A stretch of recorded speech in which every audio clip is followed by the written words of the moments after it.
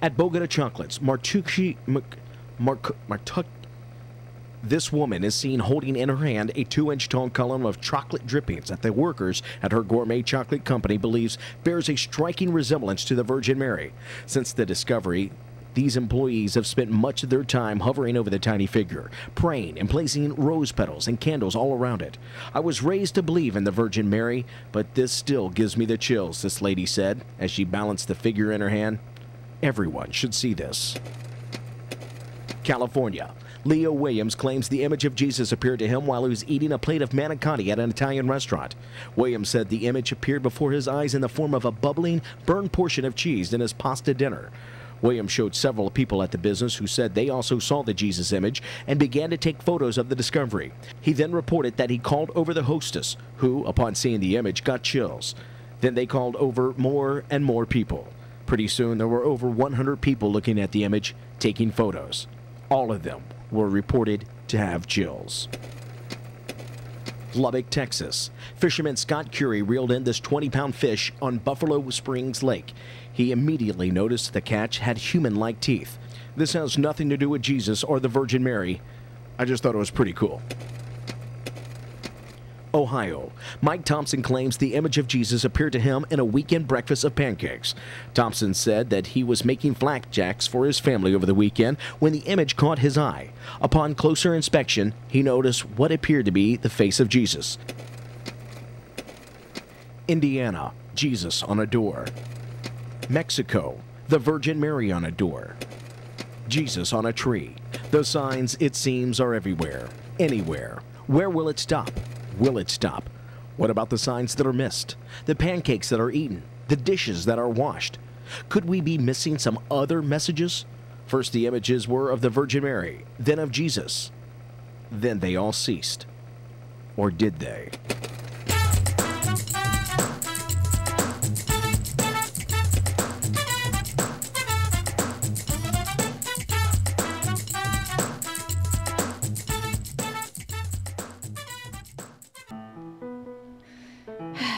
I don't know where to begin or how this began, but there's something wrong. I believe my cat has undergone some sort of transformation. It happened right after he turned 3 years old, or 30 in cat years. He suddenly became more sweet, more loving.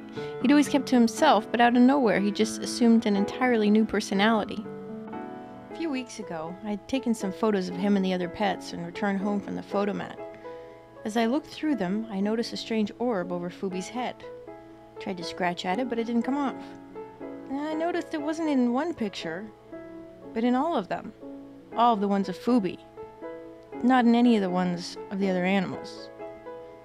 At the time, I thought it was odd, but I dismissed it as some sort of camera flaw.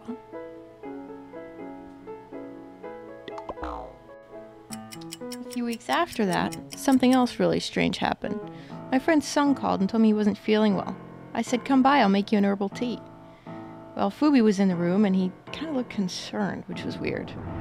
As I was making the tea, Sung was lying on the couch, and before I could even bring it to him, he suddenly sat up and exclaimed, "I feel better." I didn't get it. He suddenly felt completely fine, almost as if healed. Now, if it had been either of these things, one or none at all, I'm sure I wouldn't have had any suspicions about my cat being of a divine nature. Last week, something really weird happened. I was making grilled cheese. That's not the weird part. When I flipped it over, I saw his image. Well, there he was, looking at the grilled cheese. And there he was, looking at me from the grilled cheese.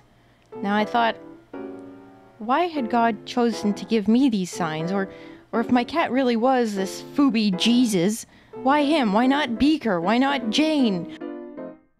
Of all the pets and all the people, all the places and all the times, it was Foobie, me, my house, my grilled cheese, and now that we're chosen, selected, picked for this dubious divine display, bestowed with this immaculate selection, what, oh whatever would I do with this honor?